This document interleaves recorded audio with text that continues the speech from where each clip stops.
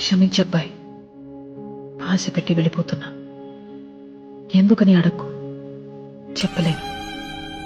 ఎక్కడికి అని కూడా ఆలోచించుకో, తిరిగి రాలేను. ఈ కొద్ది రోజుల మన పరిచయానికి ఏ పేరు పెట్టొద్దు. ఇదొక అందమైన అనుభవం అంతే.